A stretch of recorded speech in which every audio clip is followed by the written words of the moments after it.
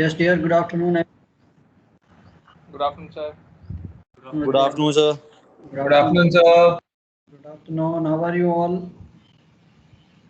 कैसे हो सब ठीक?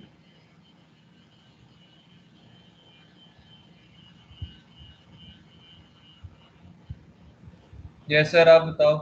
Yeah, fine, बच्चे fine. Thank you. So far so good. Everything should remain good. And how's your studies going? कुछ spend कर रहे हो टाइम पढ़ाई में या घर के ज़्यादा काम है? नहीं? Lot of work you have to do at home also. कि अभी बच्चा छुट्टी में आया, चलो भाई तुम करो, ऐसा तो नहीं है. आई होप आपने अपना टाइम टेबल बनाया है. अभी तो आपका काफ़ी टाइम निकल गया है. So probably cargo maybe we have covered quite a lot. So today we are going to do IMDG, last where we left, and we'll complete today IMDG, dangerous goods. उसके precautions while loading dangerous goods or few of the things that I'll show you how this DGL, dangerous good list, looks like. EMS क्या होता है, MFAG क्या है, segregation क्या है, तो इन सारी चीज़ों के बारे में आज हम पढ़ेंगे. Okay. So far any questions from anybody on the IMDG? Any other questions किसी और टॉपिक पे भी? सर एक कार्गो के पेपर में जो न्यूमेरिकल आता है पहला वाला टैंकर का, वो हम कब करेंगे? हाँ बच्चे देखिए, ऑलमोस्ट का ड्राई कार्गो ख़त्म हो जाएगा. Will start with the bulk. So bulk को भी maybe 2 sessions and then when we start the tanker work. ठीक है, टैंकर वर्क में before theory I will start with the numericals. पहले न्यूमेरिकल कर लेंगे, फिर थ्योरी पढ़ लेंगे, सो दैट आपके पास इनफ टाइम हो जाएगा न्यूमेरिकल्स को प्रैक्टिस करने का. Okay. So probably next month जुलाई है हमारे पास पूरा. Okay sir. या जुलाई मंथ आपके ऊपर थोड़ा सा सब सब्जेक्ट्स का प्रेशर भी आना शुरू होगा. सो साथ साथ एनीवे कार्गो में I won't put any pressure, even if you pay good attention in class, so we should be able to achieve everything. So numericals हम करेंगे, प्रैक्टिस भी करेंगे, यहीं क्लास में ही करेंगे. So you should be through with this. ठीक है. सो मेरी भी इंटेंशन है आपको वो न्यूमेरिकल जितनी जल्दी मैं कराऊं ताकि आपके पास टाइम रहे उसको प्रैक्टिस करने का.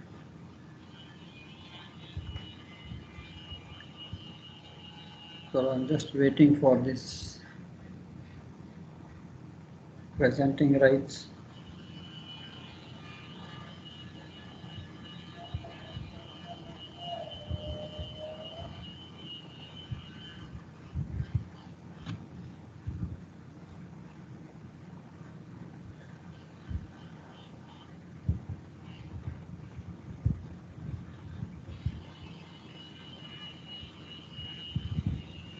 कुंवर जी नमस्कार, good afternoon.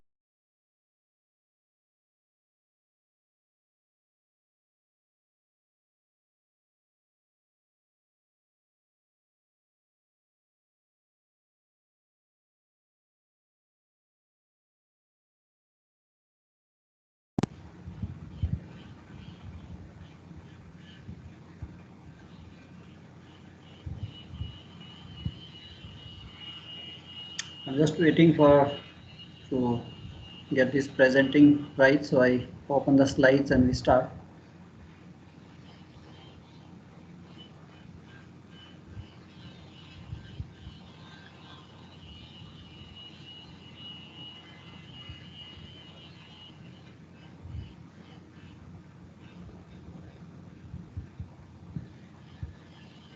So anyway, meantime we had discussed the DGL, आपकी dangerous good list, basically 18 columns, and the moment I get the cargo, I get the UN number, I can enter this DGL volume 2. तो presentation आपने देखी है, all these things का layout जो है, there are 3 books, volume 1, volume 2, volume 3, or not volume 3, volume 1, volume 2 and your supplement, isn't it? And DGL जो है आपके वॉल्यूम 2 में दी होती है, dangerous goods list. 18 columns. We enter with the UN number. So how it looks like? Good afternoon, sir. Yeah, good afternoon. Thank you. Thank you.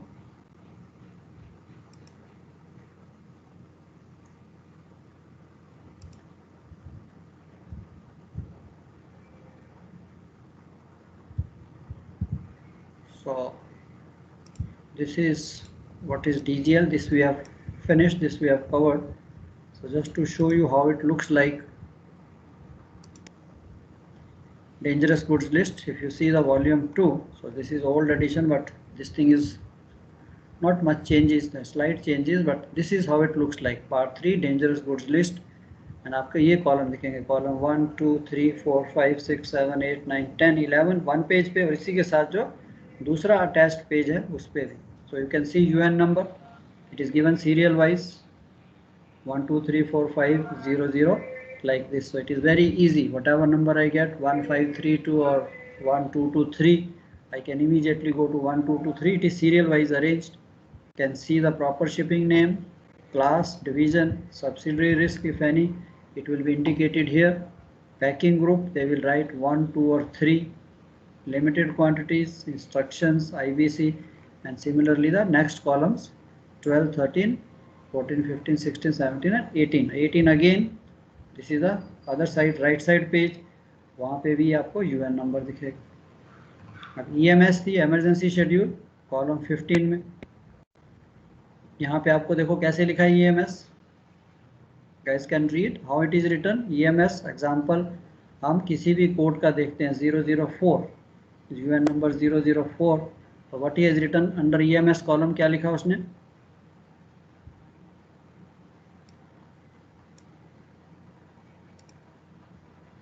Can you guys read?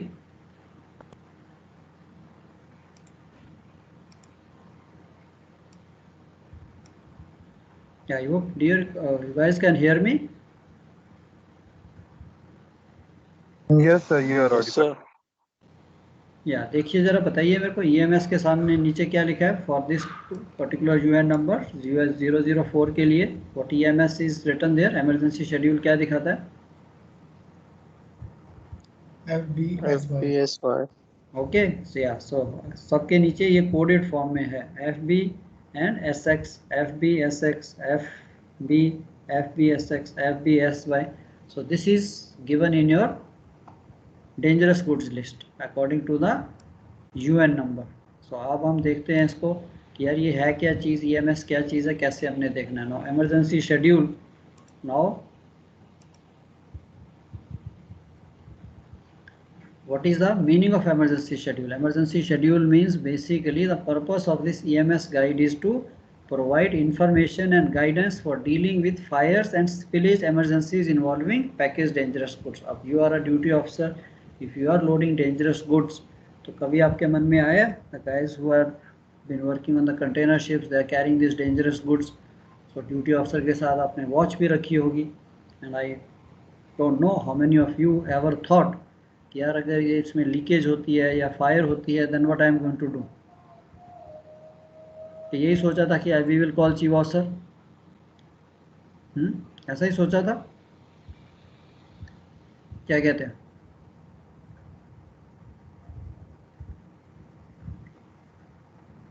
No, the purpose of this guide is जब आपने या जब आप duty officer बनोगे तब आपको you should be prepared कि जैसे आपके पास कार्गो आता है, you know the UN number from this book, you can see what is the emergency schedule. Means कौन सा शेड्यूल है, मतलब इमरजेंसी होती है. If there is a spillage, very common, container है उसमें कुछ भी स्पिलेज होनी शुरू हो जाती है, कुछ लीक करना शुरू कर देते हैं. If you do not know, if you just run कि हाँ जी you take boson and take a sawdust और समथिंग लाइक दैट, हाँ जी हम उसके ऊपर डाल देंगे या नीचे डिब्बा रख देंगे, that is not the way. It may be toxic fumes, the cargo may be toxic, there may be toxic fumes coming, so आप उसके नज़दीक गए तो you may fall flat. तो इसके लिए आपको इसकी नॉलेज होनी चाहिए. तो वो कहाँ से मिलेगा? दिस कॉलम, ये जो आपने देखा कि column 15 refers to the relevant emergency schedule for fire and spillage in the EMS guide, what we call the emergency response procedures for the dangerous goods. So EMS schedule, there are 10 fire and 26 spillage schedules. So basically ये है क्या, dangerous goods list column 15 in volume 2 contains references to the emergency schedules for spillage and fire for individual UN numbers. First code is fire schedule जो आपने देखा वहाँ पे FB, but first is the for fire, in case there is a fire तब आपने वो schedule पे जाना है. Second code is the spillage schedule. अब आप wonder करोगे यार ये schedule क्या चीज़. Now fire schedules, basically there are 10 fire schedules. Now how they look like, अगर आप बुक खोलिए, now if I show you this EMS guide, this is in supplement. तो आपकी तीसरी बुक है supplement जिसे कहते हैं, उसके अंदर आपको ये पेज दिखेगा, what we call the EMS guide, emergency response procedures. So if anybody asks you question, तो ये very common, write short notes on EMS. So you have to write what is EMS, इसकी information कहाँ है, it is in the supplement, and how it is laid down. Now what is this schedule? Schedule is nothing, it is just a sheet जिसके ऊपर instructions हैं, guidelines हैं. So that is called the schedule. So if you see this, this is the emergency schedules for fire. So fire के लिए FA, FB, FC up to FJ. So there are 10 fire schedules from FA to FJ. So ये FA में अगर आप देखिए, this is general FA, this is one the FA schedule. So you open the supplement, you look at FA, इसके अंदर general comments, cargo on fire on deck, तब क्या करना है, create water spray from as many hoses, cargo fire under deck, then what you have to do, stop ventilation, close hatches, cargo exposed to fire, dangerous goods fire पे नहीं है, but there is a fire close by, so then these goods are also exposed to fire, then what you have to do, and special cases.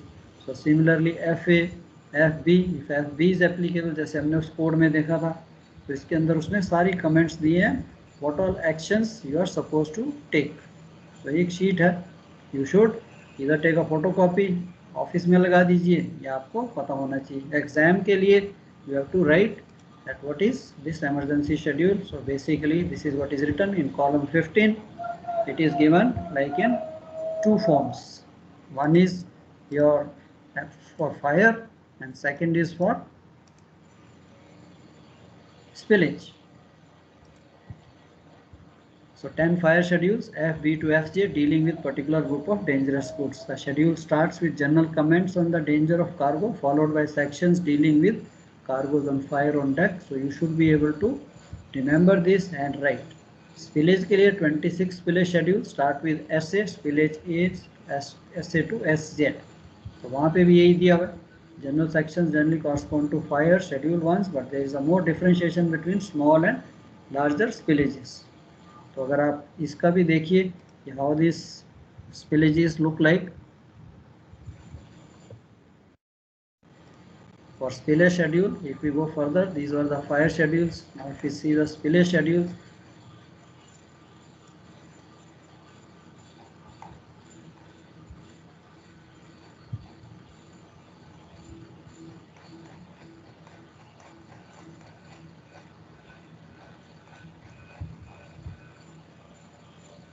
Okay, this is the spillage, emergency schedules for spillage. उसी तरह से जैसे fire का range है, यहाँ पे भी SA, SB, SC, SD up to SZ. If you open one of them SA, spillage and schedule A, इसमें भी वही general comments, spillage on deck, packages small spillage, cargo transport units large spillage, containers packages small spillage, then what action you have to do, and spillage under deck, then what action you have to do. तो ये सारी की सारी advice actions इसके अंदर लिखे हुए हैं. तो only thing is you have to know where to find out and how to और what action to take. So you have to guide crew accordingly what to do, not that blindly just something is filling, something is coming out without knowledge, without knowing, just send somebody there कि अच्छा भी sawdust डाल दो, and that guy also becomes a casualty. So spillage schedules are like this. Now medical first aid guide. Now in case of emergency involving these goods, the MFAG in the supplement to the IM and DG code should be referred. तो वहाँ पे भी है कि yes, अगर by chance आपका कुछ spill होता है, आपकी स्किन पे आता है, आइज में जाता है, कुछ डेंजरस गुड्स हैं, then what action to take, what to do. वैसे तो आप फर्स्ट एड कोर्सेज कर रहे हो, वहाँ पे भी आप पढ़ते होंगे, but this guide again in the supplement, there is a flow chart based emergency action and diagnosis. Flow chart क्या होता है? Yes, patient is breathing, yes, then go to table 1, not breathing, again go to table 2, then if he is conscious और not conscious, उसे कहते हैं flow chart. And उसके सामने आपके टेबल्स हैं, tables giving brief instructions for special circumstances.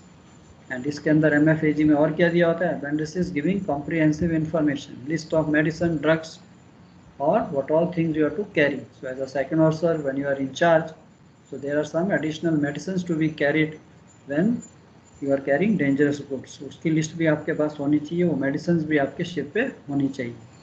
So MFAG table, इस table को भी अगर हम देखें इसी गाइड में,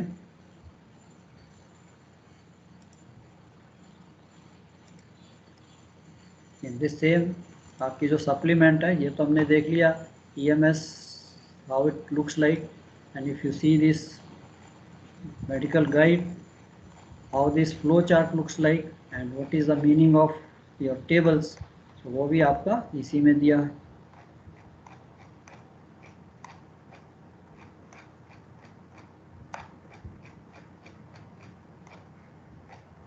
MFAG, यस, ये साइड पे आपके सारे पेजेस के साइड पे लिखा होता है। So it is very easy to open this book. So this is called medical first aid guide in the supplement. So इसके अंदर भी अगर आप देखिए, first thing is the flow chart. Now what is flow chart? The flow chart looks something like this. This is your flow chart. Does the casualty need to rescue from a polluted atmosphere? Yes, go to table 1।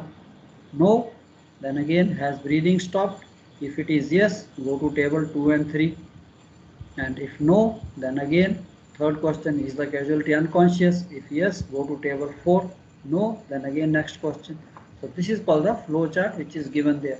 So यहाँ से मेरे को क्या मिलता है? यहाँ से I get the table, which table to enter, which table to go, which table to refer. So ये सारे टेबल जो हैं, if you see these tables, इनमें क्या दिया हुआ है? Table 1 basically arrival at scene, quickly established exclusion zone, initial, what you are supposed to do, what all diagnosis, decontamination, या उस बंदे को क्या क्या जो भी आपको diagnosis and treatment, summary of treatment of casualties. तो आपने क्या ट्रीटमेंट देना है, transfer to ships hospital, what all things you are suppose to do. So this is given in your MFAG. So MFAG table, basically what it contains: first aid medical guide for use in accidents involving dangerous goods. Is a supplement to the code. After looking up for the MFAG table, see the table in MFAG. It gives likely signs, symptoms, treatment and other advice as per the effect of goods under that table. It suggests treatment in case of skin contact. By chance कुछ आपके skin में लगा है तो उसको क्या करना है, कौन सी मेडिसिन लगानी है, आई कॉन्टैक्ट, इनहेलेशन, इंडाइजेशन, तो जो भी है the procedure for treatment are also mentioned. तो ये तो था आपका emergencies, EMS and MFAG. अब आपका नेक्स्ट टॉपिक आता है what we call segregation, here where these goods to be placed on the ship. तो ये भी बहुत कॉमन रिटर्न का क्वेश्चन है, almost you will have this question, what is segregation, what do you understand by segregation? Simple, we are loading dangerous goods, different chemical physical properties, so they should be kept at least at a certain distance. Why? Because when the ship is moving, something can happen. If these goods are kept close by, if they mix, so they can create a problem, they can create accident, they can create explosion, anything, fire, कुछ भी हो सकता है. So इसके लिए these goods are to be kept at different classes, are to be kept at different places. तो ये हमें कहाँ से पता लगेगा कि how far they are to be kept? ये शिप है तो कुछ ना कुछ तो इन्फॉर्मेशन होनी चाहिए. So first of all, the meaning of segregation. So question आपको आता है, write short notes on segregation. So first is the meaning of segregation. Dangerous goods belonging to different classes cannot be stored together. They have to be segregated from one another, and the type of segregation depends on the properties or the substances in each class and the way they react with substances in each classes. So the extent of hazard arising from the possible reaction between the incompatible dangerous goods may vary, because her cargo की अपनी अपनी chemical and physical properties. इसके लिए such segregation is obtained by maintaining certain distances between the incompatible dangerous goods or by requiring the presence of one or more steel bulkheads. अगर ज़्यादा ही dangerous है तो वो कहते भी नहीं, they should not be in the same hold, they should be in the different hold, बीच में बल्कहेड होना चाहिए। कई कार्गो इतने डेंजरस होते हो कहते हैं नॉट ओनली 1 2 बल्कहेड्स होने चाहिए। If you got 5 hatches, then you should load one cargo in number 1 and second cargo number 2 में कुछ नहीं हो, number 3 में जाना चाहिए। एक बल्कहेड, 2 बल्कहेड होने चाहिए, एक कार्गो होल्ड पूरा बीच में होना चाहिए। So this is what, तो ये जो इन्फॉर्मेशन है आपको कहाँ से मिलेगी? फ्रॉम द सेग्रीगेशन टेबल, कि कितने डिस्टेंस पे रखना है। Now this table is very simple, all the classes 1 2 3 4 5 6 like on this axis and 1 2 3 4 5 8 9 on the y axis. So अब अगर मेरे को कार्गो जो है 4.2 class 4.2, if I want to carry with 4.1 और से 6.1, हमारे पास दो कार्गो हैं, one is belonging to 6.1 and one is belonging to class 4.2। तो मैं इस टेबल पे देखता हूँ 6.1 एंड 4.2, तो मेरे को यहाँ पे 1 दिखता है ग्रीन कलर में। Can all of you see this? Can all of you see this segregation table?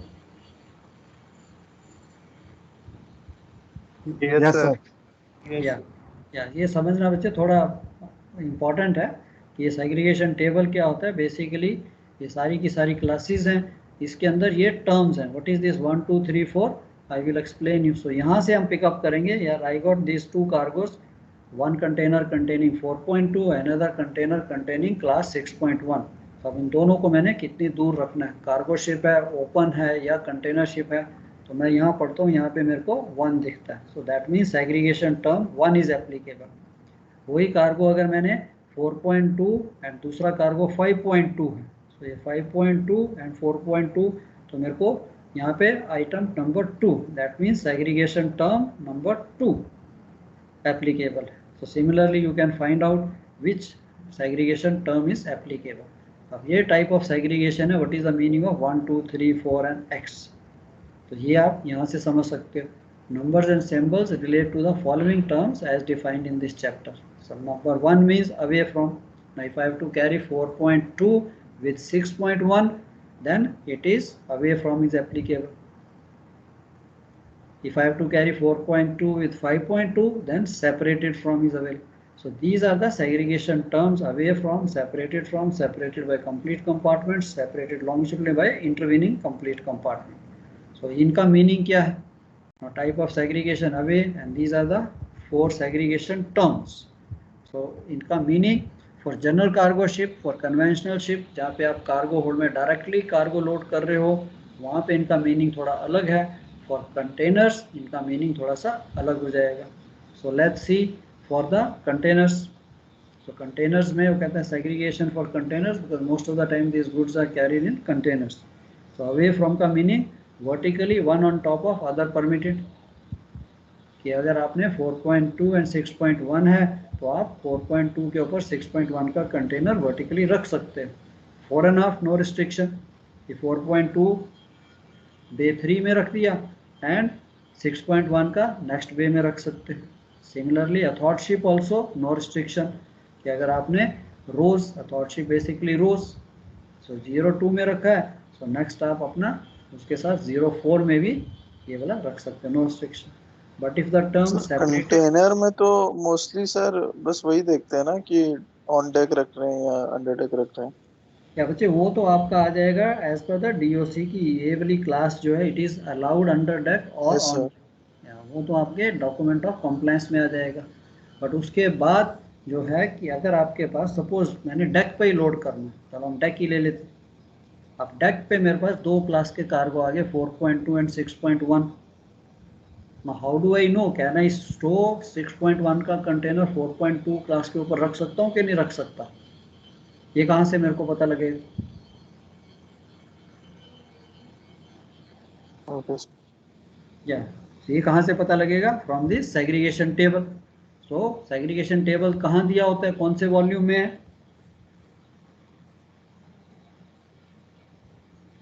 Anybody? Volume 1। Yes, volume 1 chapter 7। Okay, तो चैप्टर 7 में ट्रांसपोर्ट प्रोसीजर्स, वहाँ पे आपको ये मिल जाएगा।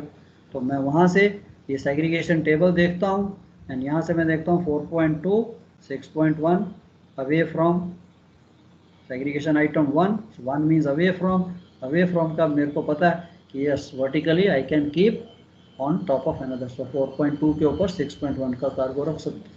अगर item 2 is applicable, segregation term 2 is applicable, 2 mean separated from, फिर मैं इसको वर्टिकली अप एंड डाउन नहीं रख सकता। 4.2 के ऊपर 5.2 है, 4.2 क्लास एंड क्लास 5.2, दो कार्गो दो कंटेनर मेरे पास हैं, तो वो कहता है भी नहीं, 2 means separated from, not in the same vertical line, तो मैं 4.2 के ऊपर 5.2 नहीं रख सकता, 5.2 का कंटेनर नहीं रख सकता, 6.1 का रख सकता। 4.5 1 कंटेनर स्पेस, अगर मैंने 4.2 को रो 3 में या बे 3 में लोड किया है तो बे 5 में 5.2 नहीं होना। Away from and separated from, एक बार फिर से सर डिफरेंस बता दिए दोनों में। या अवे फ्रॉम, सेपरेटेड फ्रॉम, ये these are the terms, these are the basically segregation terms. So containers के लिए away from का meaning है that vertically one container on top of other permitted, 4.5 no restriction, or third ship no restriction. Otherwise जब हम conventional ships पे जाते हैं तो आपको अगर समझना है तो कन्वेंशनल शिप्स के लिए ये है अवे फ्रॉम का meaning, may be carried in the same compartment और on deck provided a minimum horizontal separation of 3 metre projected vertically is maintain. तो वहाँ पे ये स्केच बनता है, this is for the general cargo ships, not on the container ships. तो आपने ये पढ़ा होगा कि यस, ये टर्म्स आपने पढ़ी होंगी कि हाँ अभी भी ये दो कार्गो हैं, इनको मेरे को 3 मीटर के डिस्टेंस पे रखना है, right from top bottom to top. In between मैं दूसरा कार्गो रख सकता हूँ, लोड कर सकता हूँ, बट ये जो दो कार्गो हैं ये 3 मीटर के गैप पे होने चाहिए अगर मैं जनरल कार्गो शिप है। यही if these are 2 containers, container ship पे है तो फिर इसका मीनिंग बदल जाता है, फिर ये आ जाता है बिकॉज कंटेनर्स में तो है भी एक कंटेनर के ऊपर दूसरा जाना है। थॉट शिप में उसको साइड बाय साइड रख सकता हूँ, 4.5 साइड बाय साइड रख सकता हूँ कि नहीं, अंडरस्टूड? सर मतलब जनरल कार्गो में वर्टिकल डिस्टेंस कितना भी हो, आउटवर्ड जो डिस्टेंस उसका रहेगा वो 3 मीटर रहना ही चाहिए। यस 3 मीटर, ये नहीं कि यहाँ मैंने नीचे 3 मीटर दे दिया और उसके बाद मैंने ये दूसरा कार्गो इसके ऊपर, नो, तो ऊपर तक आपका ये 3 मीटर का गैप होना चाहिए। यहाँ पे आप दूसरा कार्गो भर सकते हो, you can take another cargo, but ये जो स्पेस है this is called projected vertically, means ऊपर तक इन दोनों कार्गो का। सपोज मैं यहाँ पे ये लोड कर रहा हूँ, हो सकता है मैं ये कार्गो लोड करता जाऊँ तो आपके पास इस कार्गो के साथ गैप होना चाहिए, चाहे मैंने यहाँ नीचे भी लोड किया है। अब यहाँ पे मैं कहूँ मैंने ये ब्लू वाला बॉक्स यहाँ पे लोड किया है एंड यहाँ पे आके मैं जब इस कार्गो को मैं लोड कर रहा हूँ तो मैं यहाँ नज़दीक नहीं आ सकता, यहाँ पे भी ये पूरा का 3 मीटर का डिस्टेंस होना चाहिए। Okay, vertically also they should be separated by 3 metre, ताकि ये बाई चांस ये अगर कार्गो लीक होता है इसके साथ मिक्स नहीं होना चाहिए, that is the idea. Okay, separated from, इसका मीनिंग क्या है, can be carried in the same compartment if the intervening deck is resistant to fire और liquids, otherwise separate holds. So separated from का meaning बदल जाता है कि या तो मेरी ये जो ट्विन डेक है ये वाटर प्रूफ है and fireproof, no liquid can go, by chance इसमें से अगर कार्गो लीक होता है इट शुड नॉट पास, तब तो आप इसको ऐसे कैरी कर सकते हो। Mostly twin decks are not liquid type, isn't it? तो इसके लिए कहता है कंपार्टमेंट, दूसरे कंपार्टमेंट, ये दोनों एक कंपार्टमेंट में नहीं होने चाहिए। सो ये देखो ऊपर नीचे दोनों सेम कार्गो होने चाहिए, अलग अलग कार्गो नहीं। अब इसमें से ये लीक होता है इसके साथ मिलेगा, doesn't make a difference, same cargo है दोनों। So this is the meaning of separated from. तो इसके लिए आपने ये लिखना है, can be carried provided this is there and on deck horizontal separation of at least 6 metres. Number 3 item क्या कहती है, सेपरेटेड बाय कंप्लीट कंपार्टमेंट और होल्ड। अब ये स्ट्रिक्ट हो गया, that means cargoes are dangerous. So अगर मेरे को segregation term 3 is applicable, then there must be either a vertical or longitudinal separation by complete compartment or 2 bulkheads, means पूरा का पूरा होल्ड खाली होना चाहिए। अभी देखिए पूरे होल्ड की स्पेस है, अगर तो ये डेक्स आपकी वाटर टाइट हैं, फायर प्रूफ हैं, तब तो आप इसको रख के, now these are general cargo ships में होता था, this is lower hold, lower twin deck, upper twin deck. Now you are not seeing in container ship, but general cargo ships में these twin decks are there, but normally अगर तो ये liquid tight है, इसमें से अगर इसमें कुछ लीक होता है, it should not go and spill over here, then it is possible. If they are not liquid tight, then ये keep only one type of cargo, then फिर ये आपका ये पूरे होल्ड की स्पेस आ जानी चाहिए। And item 4, separated longitudinally by intervening complete compartment. Vertical separation is not allowed. Packages must be horizontally separated by complete compartment. तो vertically तो आप इसके एक के ऊपर दूसरा रख ही नहीं सकते। एंड ऑन डेक अगर कैरी करना है, horizontal separation of at least 24 metre is required between on deck and under deck. तो तब तो ये कंप्लीट है कि भाई यहाँ पे तो 24 मीटर का डिस्टेंस होना चाहिए बिटवीन दीज टू कार्गोस, जो कार्गो यहाँ पे है और इसके अंदर। एंड लॉन्गिट्यूडनली एक पूरा कंपार्टमेंट वर्टिकली एक दूसरे के ऊपर अलाउड ही नहीं। तो ये थी। अब यही चीज़ अगर आप देखिए तो कंटेनर्स में इसकी क्या मीनिंग हो जाएगी, कंटेनर्स में ये चेंज हो जाता है, आइटम वही है away from. So containers we will this applicability away from means एक कंटेनर दूसरे के ऊपर नहीं रखना। So you have to write this, so you have to read the question कि उसने आपको पूछा क्या है। वेदर ऑन कन्वेंशनल शिप, अगर कुछ नहीं लिखा उसने कि explain the segregation and what are the various segregation terms, make neat sketches and show, then you can show whatever you feel easy. चाहे कंटेनर्स का दिखा दीजिए, चाहे आप कन्वेंशनल शिप का दिखा दीजिए। इसके लिए मैंने इतना मैसेज भी नहीं किया था ना।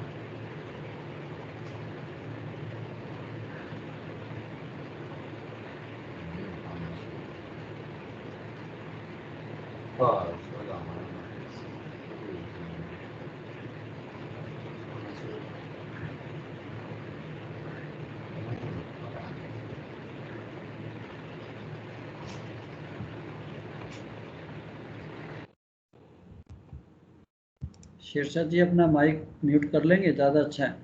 ठीक है, तो ये आ गई आपकी basically the segregation away from separated, इनका meaning. And vertically for containers of course item 3 segregation term 3 separated by complete compartment means vertically not in the same vertical line. And fore and aft 1 container space and 1 bulkhead under deck, and a third ship 2 container space or 1 bulkhead. So these are the restrictions. Number 4 के लिए, if this restriction is applicable, this segregation term means 2 different cargos to be separated by segregation term 4. Then container का number 3 वाला दिखाना एक बार वापस। हाँ जी, container का number 3 वाला, कंटेनर का नंबर 3 अभी तो सेपरेटेड लॉन्गिट्यूडनली कर रहे हैं ना Yeah. अपन। हाँ ये yes, वाला। yeah, by complete compartment or hold, that means vertically not in the same vertical line unless separated by a deck. तो अगर आप अंडर डेक कर रहे हो, सपोज आपके पास ट्विन डेक है, बीच में डेक का स्पेस है, then you can load in vertical line. Otherwise of course container ships we don't have any decks in between, so simple meaning vertically not in the same vertical line. Fore and aft direction में 1 container space on deck and 1 bulkhead when under deck. Under deck अगर हम load कर रहे हैं तो आपने इनको different holds में लोड करना है। ऑन डेक कर रहे हैं तो कहता है 1 कंटेनर स्पेस। अगर आपने एक कंटेनर बे 3 में लोड किया है तो दूसरा आपको बे 7 में लोड करना पड़ेगा। बे 5 में एक कंटेनर स्पेस मीन्स आप जनरल कार्गो कंटेनर लोड कर सकते हो बे 5 में उसी लाइन में, बट डिफरेंट कार्गो है 5.2 का है या 6.1 का है, उसको आपने बेस 7 में ले जाना है। 3 के बाद 5 की स्पेस होनी चाहिए। And a third ship 2 container space. तो थर्ड शिप मीन्स जैसे आपकी रोज हैं तो एक कंटेनर मैंने रखा है तो दूसरा कंटेनर 2 कंटेनर स्पेस छोड़ के होना चाहिए। So this is item 3। And segregation term 4 vertically तो टोटली प्रोहिबिटेड, किसी भी हाइट पे चाहे डेक है कुछ भी है, not at all allowed. Fore and aft minimum horizontal distance of 24 meter on deck and 24 meters और 1 bulkhead under deck. So fore and aft में कम से कम 24 मीटर का डिस्टेंस होना चाहिए। A third ship prohibited, किसी भी रो में एक रो में एक टाइप का आएगा और उस रो में कहीं पे भी चाहे वो एक्सट्रीम है 2-4 कंटेनर स्पेस छोड़ के नथिंग, टोटली प्रोहिबिटेड। सो ये तो हुई आपकी सेग्रीगेशन की, सेग्रीगेशन का meaning. And segregation says that certain distance is to be kept, and ये information कहाँ से मिलेगी? From segregation table. So you have to explain the meaning of segregation, segregation table, and फिर सेग्रीगेशन टर्म्स। तो आपने ये देखना है क्वेश्चन कितने मार्क्स का है, क्या क्या पूछा है, उसको कैसे लिखना है। अगर 12 नंबर का क्वेश्चन है या sometime they will ask you, most of the time मैंने देखा वो पूछते segregation, straight way I have seen the people start making, they start with this immediately away from, answer only starts like away from and फिर ये sketch शुरू हो जाता है। अरे पहले सेग्रीगेशन का मीनिंग बताइए। Segregation means this this this, these cargoes to be kept at certain distances, and इसकी information कहाँ से मिलेगी? From the segregation table. Segregation table will tell us that how far these two different classes are to be kept, and उसके अंदर फिर these various segregation terms are. अगर वो question पूछता है describe with sketch the various segregation terms used in IMDG code, then you can start the various segregation terms used are so and so on the conventional ship. तो ये पढ़ना है उसने conventional ship पूछा या container ship पूछा.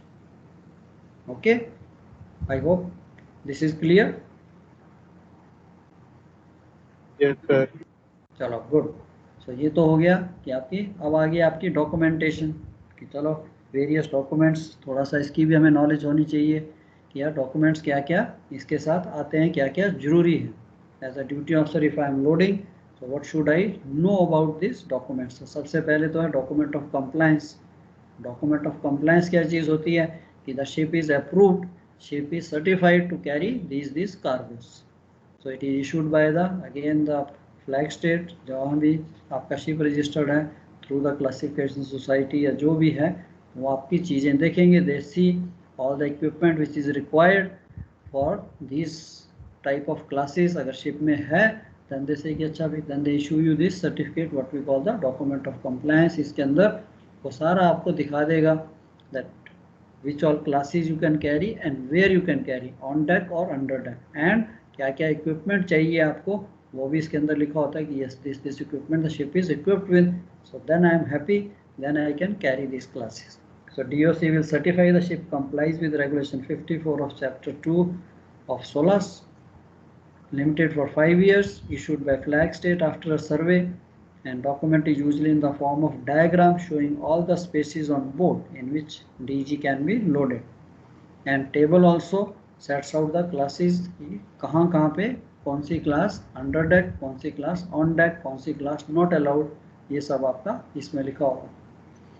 और क्या दिया होता है डॉक्यूमेंट ऑफ कंप्लायंस में? Additional requirements, that is in case some additional fire fighting. अभी आपने शिप किया है, थर्ड ऑफिसर के साथ काम किया होगा, you may have seen certain extra what we call this fire fighting appliance, SCBA for DG cargo, chemical suits, 4 chemical suits for DG cargo. So if you are carrying this, तो आपके पास ये additional fire fighting equipment भी होना चाहिए. Okay, so appendix to this document contains information indicating class wise locations and stowage. ये सारा भी आपको दिखाया जाता है. नाउ ये तो हो गया डॉक्यूमेंट ऑफ कंप्लायंस. अब डेंजरस गुड्स लिस्ट और मैनिफेस्ट. नाउ DG मैनिफेस्ट क्या होता है? इसके अंदर आपको उसकी डिटेल दी हुई. The manifest is set out according to this, it is mandatory and it shall be filed on board. Now DG manifest में क्या है? ईच शिप कैरिंग DG और marine pollutant shall have a special list or a manifest. Now इस manifest में अगर आप देखिए तो basically it looks like this: proper shipping name, UN number, class, UN number, whether it's a marine pollutant or not, ये सारी declaration होनी चाहिए आपके manifest में. Number of kind of packages, उसका weight कितना है 200 kg, container number, उसकी stowage, तो ये सारा आपका DG मैनिफेस्ट में लिखा होना चाहिए फ्रॉम द शिपर साइड. शिपर जो आपको देता है he will give you. So this manifest comes from the शिपर. जिसका कार्गो है उसी को पता है क्या कार्गो का नाम है, क्या उसका UN नंबर है, क्लास कौन सी है. एक्सेप्ट स्टोवेज उसको नहीं पता होगी, वो कॉलम खाली है, वो स्टोवेज चीफ ऑफिसर देगा, ही विल राइट.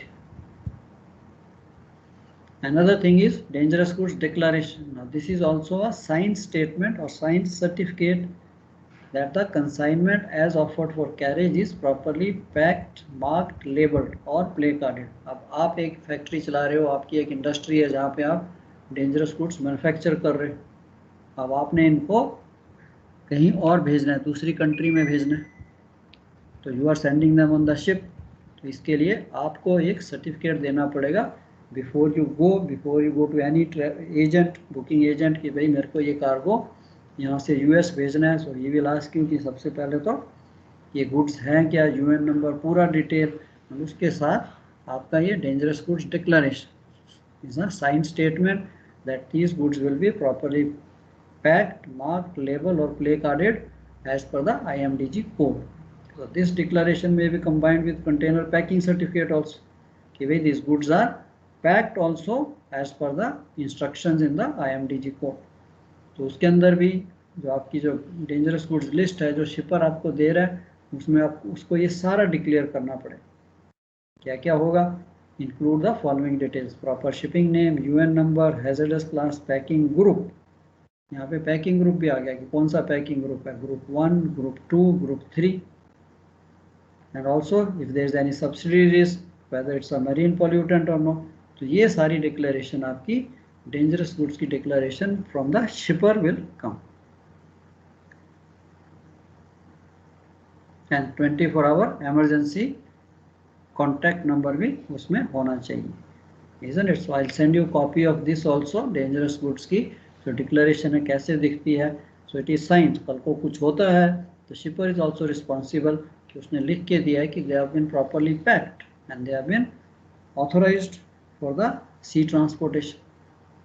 तो ये आपकी डेंजरस गुड्स डिक्लेरेशन जो कि हम शिप में एक कॉपी चीफ ऑफिसर के पास होती है, कीप्स इट फाइल करके रखते। इमरजेंसी रिस्पॉन्स इंफॉर्मेशन भी वो उसके ऊपर लिख देगा, ईएमएस गाइड नहीं भी है, अगर मेरे को यूएन नंबर भी देता है, I can go to the book and I can find out everything.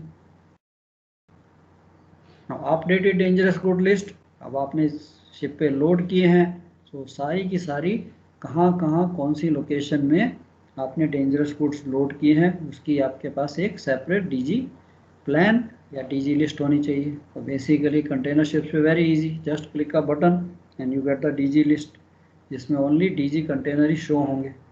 So as a third officer you are suppose to put this list into the fire wallets also gangway के पास, updated one, ये नहीं कि पुरानी वाली, जो latest है, because her port में कार्गो लोड भी होगा, डिस्चार्ज भी होगा, डीजी लोड भी होगा, डिस्चार्ज भी होगा। So updated dangerous good list ये भी वहाँ पे होनी चाहिए, what we call the DG cargo storage plan.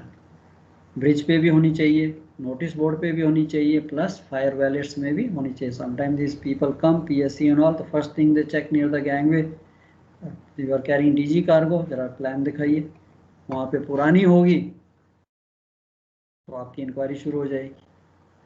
ठीक है, तो ये तो आपका रहा डॉक्यूमेंटेशन। अब आपका आ जाता है बेसिकली, अगर मैंने इसकी स्टोरेज करनी है तो what all precautions I will take. तो ये प्रिकॉशंस में अगर आप देखिए तो let's go to the precautions when loading, precautions when loading unloading DG। अब जब एक बार आपके पास कंफर्म हो गया, once confirmed to load, the shipper's declaration must be obtained, because shipper's declaration is actually information, because आज हम any cargo when we load, before I load cargo I should have the information कि ये cargo है क्या, इसके साथ क्या क्या dangers associated है, then only I can take precautions, isn't it? तो ये इन्फॉर्मेशन कहाँ से मिलेगी, जैसे मैंने आपको कहा था, if I ask you to carry some suitcase from Chandigarh to Delhi, तो यू शुड आस्क, तो आई शुड टेल यू, मेरी रिस्पॉन्सिबिलिटी है कि भाई इसके अंदर है क्या, सूटकेस में है क्या, what type of things are there. So same thing is on the ship, if I have been offered to transport this cargo, so I should know यार कार्गो है क्या, इसकी प्रॉपर्टीज क्या है, डेंजर्स क्या है, then I can take the precaution. Shipper's declaration includes basically we have seen, अब हमने देख लिया कि डिक्लेरेशन में क्या क्या होगा, UN number, class, container number, net weight, statement that the goods have been packed properly, ये सारा होना चाहिए। एंड ये सारा इंफॉर्मेशन मिलने के बाद मैं अपनी बुक्स कंसल्ट करता हूँ, IMDG कोड को कंसल्ट करता हूँ, वहाँ से भी मैं उसकी प्रॉपर्टीज प्रिकॉशन जो हैं वो पढ़ूंगा। Then I come to the identify the EMS and MFAG, यार इसमें इमरजेंसी शेड्यूल, इसको क्या क्या वैलिड है, in case of emergency what should I do, so ये भी आपको पता होना चाहिए। And medical first aid guide in case spillage होती है या किसी के ऊपर ये कुछ कार्गो गिरता है या किसी की आंख में या पेपर्स इनहेल करते हो, तब मैंने क्या एक्शन लेना है वो भी मैं चेक करूँगा। from the supplement.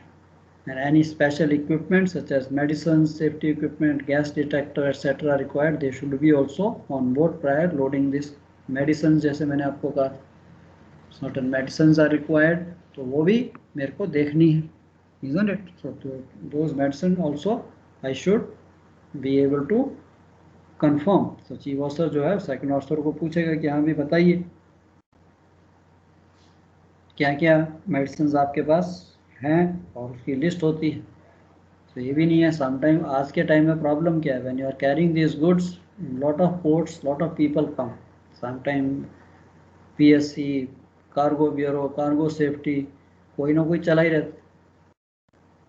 तो वो क्या देखते हो, कार्गो नहीं देखेंगे, they will ask you simple कि एस पे okay are you carrying DG cargo, yes. कौन सी क्लास है, ये लो, ये लिस्ट है. और दे विल से कि okay can we see your equipment. तो उसके पास भी आपकी लिस्ट होगी कि हाँ भी you are suppose the ship is suppose to have this.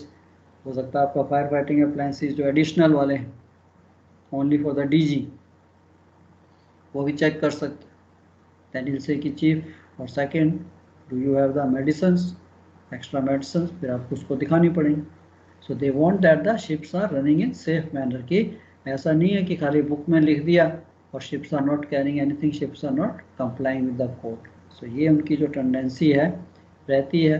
तो ये चीज़ आपने भी देखनी है. Gas detectors, so you guys have worked with chief officer, so आपने देखा होगा chief officer maintains all the inventory of this gas detectors, multi gas detector, oxygen analyser, and साथ में उनकी कैलिब्रेशन. इक्विपमेंट तो है but is it calibrated or not, is it verified it is giving correct readings, otherwise you will die, you will kill yourself, isn't it? So ये चीज़ भी आपने देखनी है when you are carrying the DG cargo. Now plan the stowage as per the code and complying with various requirements. कि I have to ensure as a duty officer that these cargoes are loaded as per the plan. जहाँ पे plan के accordingly जिस slot में है container वहीं पे load हो रहा है. ये नहीं कि प्लान कहीं और किया था, लोड कहीं और हो गया, अरे डेक पे ही तो है, कुछ नहीं फर्क पड़ेगा. No, segregation.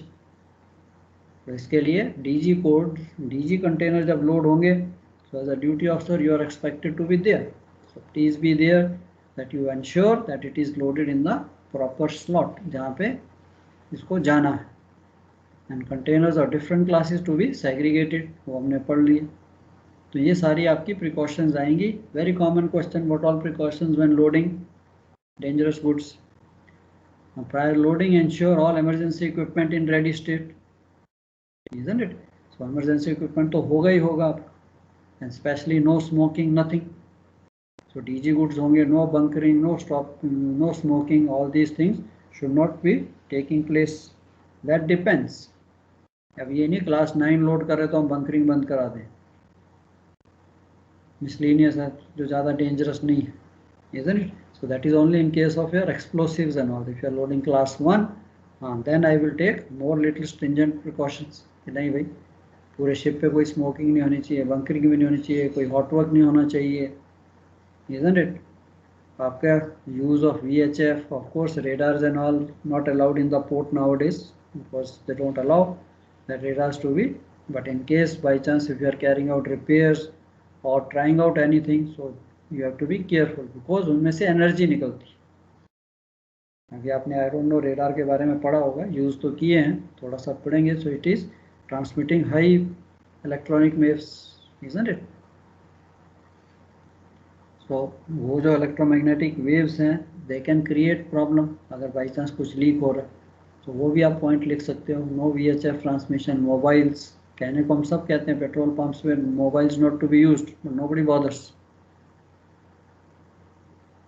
But at least on the ship definitely we don't want to take any risk. So जब भी हम लोड कर रहे हैं तो we will make sure all emergency equipment everything is in readiness and all this other precautions are followed. So इसीलिए कहते हैं कि these goods, dangerous goods to be loaded in the presence of a responsible officer. Because he knows, he has studied, so he will ensure that nobody is doing anything. अगर आप अंदर cabin में बैठे रहोगे, डीजी लोड हो रहा है, तो nobody will take precaution. जैसे ठीक है स्मोकिंग भी करेंगे स्टीविडोर्स, किनारा वाले, उनको क्या पता है. 99% sure people have no knowledge कि यार डेंजरस गुड्स होते हैं क्या, कर क्या सकते। Ensure container is stored in plan slot and it is properly marked and labelled. देखा, अनदर इम्पॉर्टेंट थिंग, लेबलिंग बहुत जरूरी है। आजकल बताया था मैंने आपको, there is a personal fine if you are a duty officer and if the safety people or the cargo bureau paper from shore comes, especially in European side, very common. So they will ask you very simple, yes, and they see, if they do not see any proper marking or label sticker, then they can fine you personally. आपको 100-200 euro आपसे ले सकते। Why? Because they want their people to be safe. स्टीविडोर्स करेंगे, अगर container में है ही नहीं, दे will से अच्छा ठीक है, they will start smoking.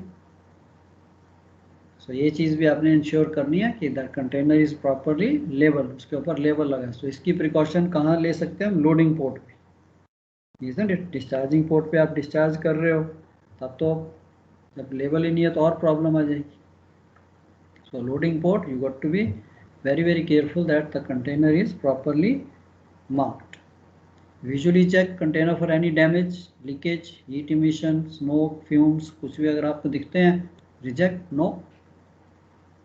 Inform chief officer, inform master कि there is a problem, DG container है, इजंट इट? तो इन्फॉर्मेशन जो है वो हमेशा इमीडिएटली जानी चाहिए। नहीं है कि इसमें कुछ फायर होगी, कुछ होगी and nobody knows on the ship and you are alone fighting, no, never do that. And secure the container well, कि अगर आपके पास लोडिंग हो गई है, सब कुछ हो गया properly, then comes the securing. Now DG container के लिए लैशिंग जो है, please check yourself that it is properly secured. ये नहीं है कि रोलिंग में container starts moving and it creates a problem. Prepare the detail list, DG mark location in the storage plan and then carry out regular drills and instruct the crew. Now आप नहीं carry out कर रहे, चलो chief officer आपको plan करेगा, but tomorrow you are going to be in charge of the boat, in charge of these stations. तो आपने crew को ट्रेन करना है, भाई वी आर हैविंग डीजी, इसके लिए आपके पास ये लिस्टें लगी हुई हैं कहाँ कहाँ डीजी कार्गो है। So when we are carrying DG cargo, please do not smoke, make sure no hot work carried out near this DG cargo. तो ये सारा आपको उनको भी एजुकेट कराना है, अपने आप भी पढ़ना है और उनको भी बताना है, so that they don't do anything which can create a problem on the ship. Check lashing frequently, what we do, obtain weather reports and navigate with prudence. Means अब आप ब्रिज वॉच पे हो, अभी आपको पता होना चाहिए कि यार there is a dangerous cargo, तो शिप जो है एक्सेसिवली रोल नहीं करना चाहिए। So this is what basically that you navigate. So ये तो आपकी थी precautions for loading and unloading. And in case reporting of incident, अगर बाई चांस आपकी वॉच में कुछ होता है, कोई कार्गो पानी में चला जाता है या सेलिंग टाइम में सम कंटेनर इज लॉस्ट और some goods are lost intentionally और unintentionally, then as per SOLAS we are suppose to report. तो आप नहीं रिपोर्ट करोगे, of course every communication is through the master. So ship is under obligation when an incident takes place involving the loss or likely loss overboard of dangerous goods in packaged form into the sea, the master shall report particulars of such an incident without any delay to the fullest extent possible to the nearest coastal state. तो ये भी, so now you know, port में भी अगर by chance कुछ leakage होती है, something goes in the water, ठीक है, क्लीनिंग तो हमें करनी पड़ेगी, तो हमें वहाँ पोर्ट को भी बताना पड़ेगा कि भाई कुछ ना कुछ लीकेज हुआ है, so something is gone. So that's why of course in port we don't allow, हमारे सब स्कपर्स वगैरह बंद होते हैं, we have the stopper, तो कुछ होता भी है तो we can immediately stop that, isn't it? So this is the whole idea.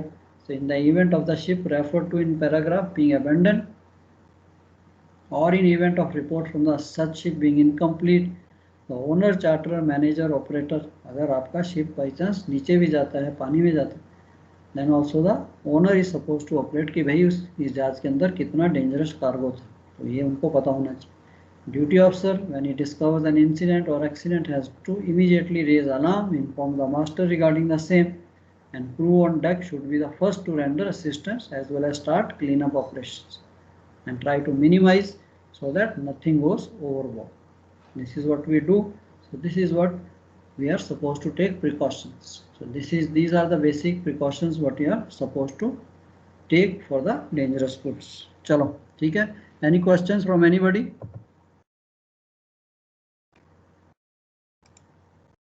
क्या कहते हो? All good? Sir yes sir या चलो बच्चे मैं इसके आपको नोट्स भेज दूंगा. सो it is quite detailed, but उसमें से आपने आपके पास सब क्वेश्चंस के आंसर इन्हीं नोट्स में से मिल जाएंगे. इजंट इट कि डेंजरस गुड्स हैं क्या, and how we are to carry, what all precautions we are suppose to take, and loading discharging के टाइम में classification. So very good. I am happy that you have open this previous set of questions and आप उसके through पढ़ रहे हो. सो जैसे जैसे आप पढ़ते हो उनमें से क्वेश्चन आते हैं, कुछ आपको समझ नहीं आता, please bring it here so that I can clear your doubts. Okay ठीक. Anything, any question from anybody? Nothing? चले, that's all for the day then.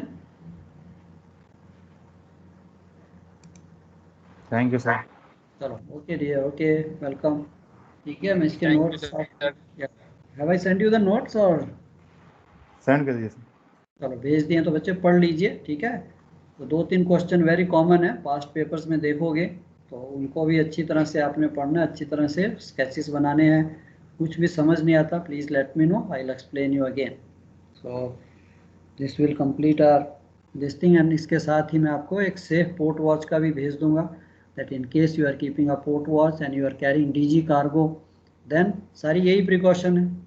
Basically what we have written there is everything what you are keeping in a watch. जब आपने watch करनी है DG cargo carry कर रहे हो तो वो सारी यही प्रिकॉशन आ जाएंगी विच इज़ लोडिंग डिस्चार्जिंग में. But even then I will send you the other notes of how to keep the cargo watch में क्या क्या आपको चेक करना है, तो उसको भी पढ़ लीजिए. कार्गो वॉच क्या होती है, ब्रिज वॉच तो आप पढ़ ही रहे हो, इजंट इट BUQ में. तो यहाँ पे कार्गो वॉच के टाइम में क्या क्या देखना है वो भी छोटे से स्मॉल वेरी कॉम्पैक्ट नोट्स मैंने बनाए, वो भी आपको भेज दूंगा. Please go through this and any doubts let me know. चलो okay bye. Okay sir. Thank you sir.